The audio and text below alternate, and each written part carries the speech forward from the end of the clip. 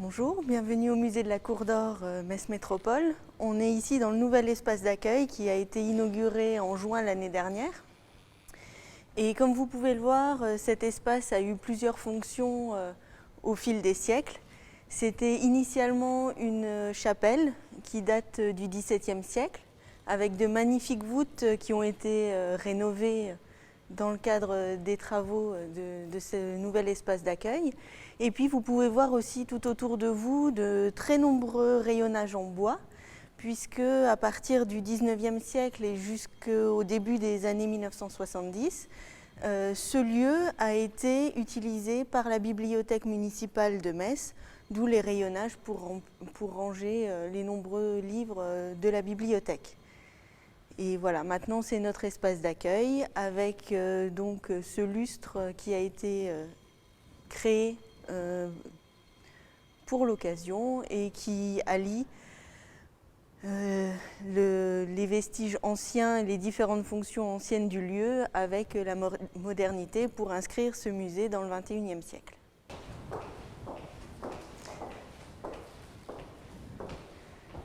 Donc voici l'un de nos vestiges de la période gallo-romaine avec une mosaïque qui a été découverte à Metz. C'est une partie de cette mosaïque qui est présentée ici avec de très beaux oiseaux, des motifs répétitifs, des cœurs, des coupes. Et donc vous pouvez voir les milliers de petits cubes de pierre qui sont nécessaires pour réaliser l'ensemble de ces motifs, des pierres de couleurs différentes qui sont noires, blanches ou rosées, et pour les teintes ici plus couleur brique, c'est des morceaux de terre cuite qui ont été utilisés. Donc il faut imaginer tous les artisans qui ont œuvré pour la réalisation de ce type de parterre, donc magnifique. Toutes les personnes qui préparaient le sol, les personnes qui dessinaient le plan de la mosaïque et ensuite les personnes qui préparaient tous ces milliers de cubes et ensuite qui les plaçaient au sol pour réaliser un parterre splendide.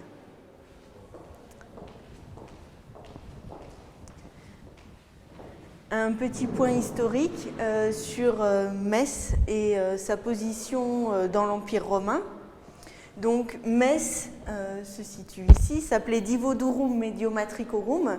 Mediomatricorum puisque Metz appartenait à la cité, au territoire des Médiomatriques.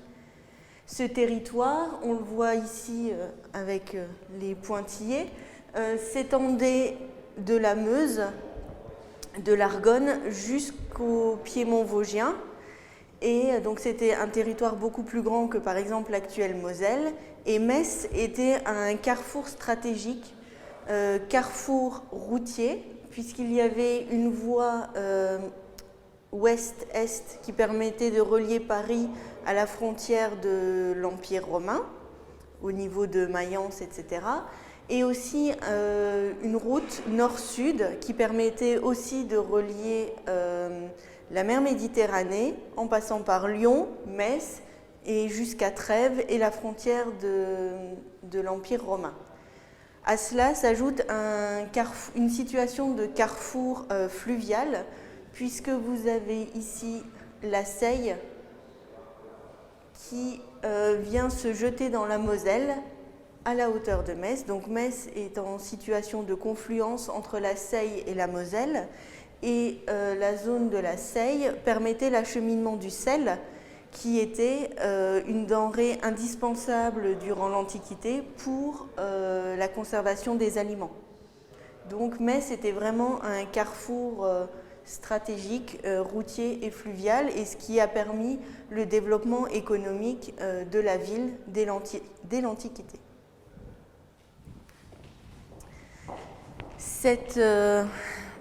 Ce développement économique se retrouve ici plus particulièrement dans le plan de la ville de Metz, avec différents bâtiments très importants qui ont été construits, notamment ici un grand amphithéâtre Ce grand amphithéâtre était l'un des plus grands de Gaulle, avec environ 25 000 places, une capacité de 25 000 places, et puis des zones artisanales, un petit amphithéâtre en direction du Saulcy, donc qui est un peu plus récent, et puis différentes maisons, d'autres structures thermales, des thermes, et notamment un grand complexe thermal au niveau de l'emplacement actuel du musée.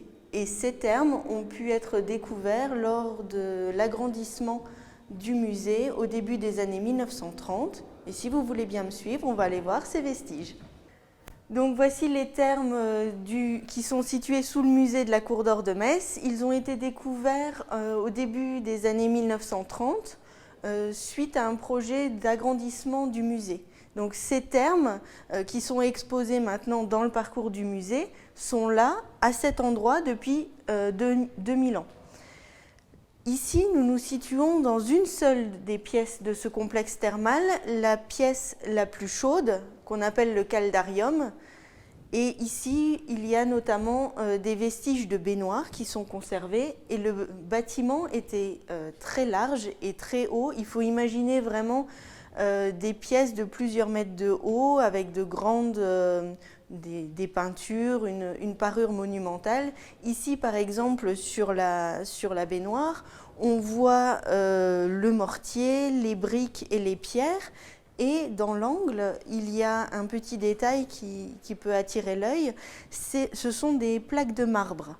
Donc il faut imaginer que toutes ces baignoires, il y a 2000 ans, étaient recouvertes, tous ces murs étaient recouverts de plaques de marbre. Donc il faut vraiment imaginer quelque chose de très fastueux, de très riche, et qui était ouvert à tous. Et ces thermes étaient le lieu de détente, mais aussi un lieu de vie sociale, de rencontres, d'échanges. Et donc ce complexe thermal prenait vraisemblablement toute l'emprise du pâté de maison où se situe actuellement le musée de la Cour d'Or.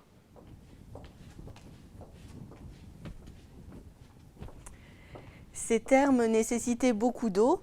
Et l'eau provenait de l'aqueduc de Gorze, donc situé à une quinzaine de kilomètres de Metz.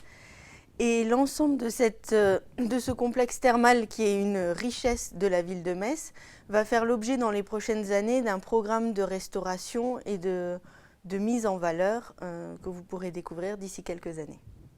On est ici dans la salle de la vie quotidienne gallo-romaine. Autour de nous, de nombreuses stèles funéraires, donc des monuments funéraires, ont été retrouvés à Metz et dans la région. Et sur ces stèles funéraires, les gallo-romains se sont représentés dans des activités de leur vie quotidienne, que ce soit artisanale ou ici, une scène de repas. Donc cette scène de repas est divisée en deux registres. Sur le registre supérieur, on voit des adultes qui sont assis sur des coffres en bois ou sur des meubles en bois, et non pas couchés comme on peut l'imaginer de la mode à la romaine. Et ils sont en train de manger sur une table basse avec un plat, sûrement en métal, et une volaille sur le dessus. À droite, il y a un certain nombre d'ustensiles liés au rituel du vin. Donc une passoire, une cruche, un gobelet, et puis en dessous une lampe à huile.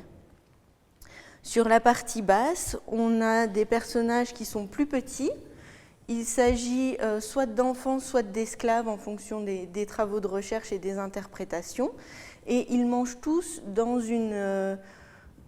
un bol, dans un plat collectif. Et on voit ici un personnage, ou plutôt un animal, un chien, qui veut aussi s'inviter au repas dans l'assiette principale. Et c'est pour ça que le personnage de droite le tient par le collier pour essayer de lui éviter de partager le repas. Et on peut voir ici aussi que le repas est accompagné de musique avec une flûte double, et puis qui est jouée donc avec deux tuyaux en parallèle. Au niveau de la vaisselle, vous avez ici des exemples archéologiques donc, qui ont aussi été trouvés en fouille. Et donc vous voyez ces passoires en alliage cuivreux, donc en laiton ou en bronze, donc percées, et ça fait de jolis dessins. Et puis aussi des cruches et des récipients en verre. Le verre n'était pas, la matière première ne pouvait pas être produite sur place, mais il était possible d'importer des pains de verre et que des artisans locaux ensuite transforment ces lingots de verre entre guillemets en objets finis. Ici, vous avez la victoire, une victoire qui a été découverte au Sablon à la fin du XIXe siècle. Donc, on connaît généralement la victoire de Samothrace qui est conservée au Louvre.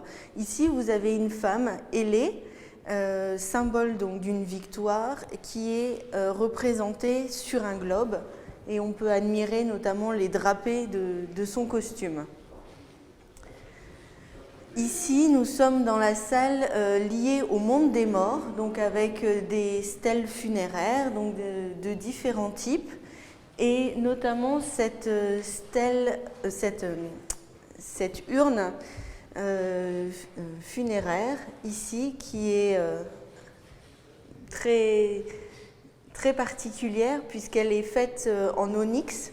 Donc l'onyx est une pierre semi-précieuse qui a été probablement importée d'Égypte. Et il faut bien se rendre compte que cette urne est faite d'une seule pièce. Donc c'est un seul bloc de pierre qui a été sculpté et vidé pour donner cette urne funéraire. Et donc il faut bien s'imaginer aussi que ce n'était pas n'importe quel habitant qui pouvait se payer ce genre d'urne pour contenir ses cendres. Un objet aussi particulier, donc toujours une stèle funéraire, donc une pierre tombale qui est très, très imposante et qui représente 3 personnages, une femme, un enfant et un homme.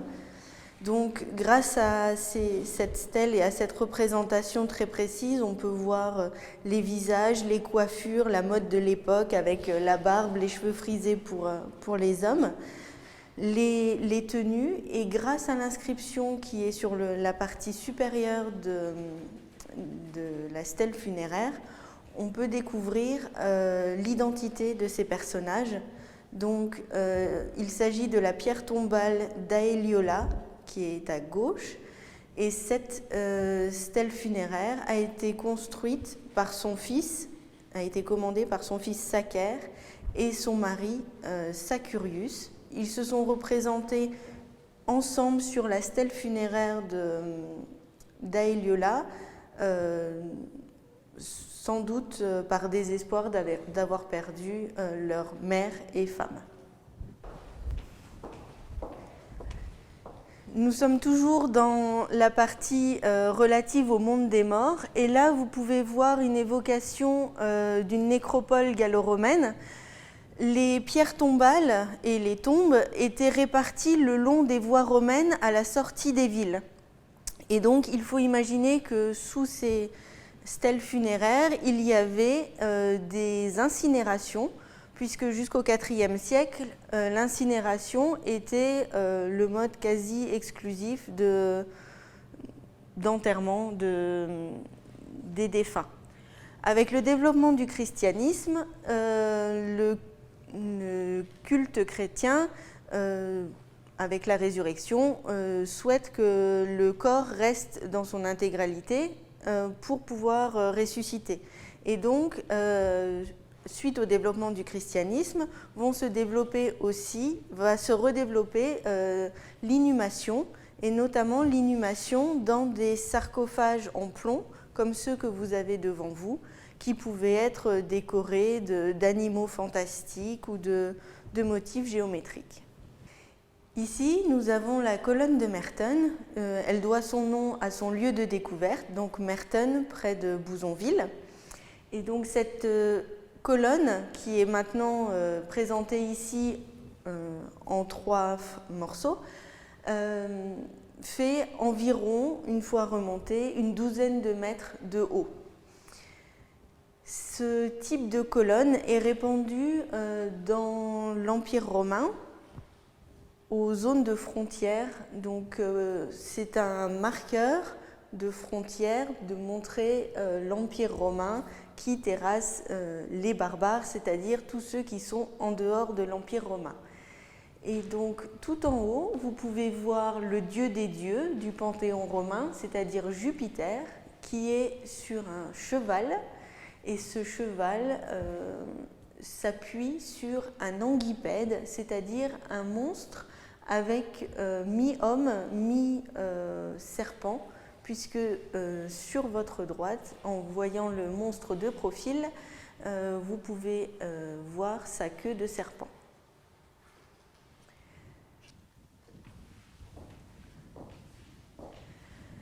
Les Romains et les Gallo-Romains de Metz vouaient un culte à de nombreux dieux et ce qu'on appelle du syncrétisme, c'est-à-dire des dieux d'origines diverses. Les Gallo-Romains ont gardé certains de leurs dieux gaulois, comme Epona, la déesse au cheval, et au fur et à mesure se sont développés aussi des cultes dits orientaux, puisqu'ils sont originaires du Moyen-Orient. Et ici, vous avez un autel à Mithra. Donc Mithra, un dieu avec le bonnet phrygien, un grand manteau qui est emporté par le vent, est en train de sacrifier un taureau. C'est ce qu'on appelle un taureau-bol. Et ce sacrifice de taureau est signe de fertilité, de prospérité. Et cet autel à Mithra a été trouvé à Sarrebourg à la fin du XIXe siècle. Et il est organisé sur le pourtour un peu comme une bande dessinée avec différentes cases qui représentent les différents épisodes de la vie du dieu. Outre le culte de Mithra, il y avait aussi dans la région probablement un culte à la déesse Isis, donc la déesse égyptienne Isis, que l'on reconnaît sur cette statue grâce au nœud isiaque, donc le nœud qui est sur sa poitrine. Et c'est le nœud qui relie, qui fédère, puisque Isis a reconstitué son mari Osiris suite à son assassinat par son frère. La ville de Metz était dotée d'un très grand amphithéâtre qui pouvait contenir jusqu'à 25 000 personnes. Et ici, on a un souvenir, une évocation de cette vie dans les arènes, dans l'amphithéâtre de Metz, avec la mosaïque aux gladiateurs, qui a été trouvée près de la place Coislin, en centre-ville de Metz.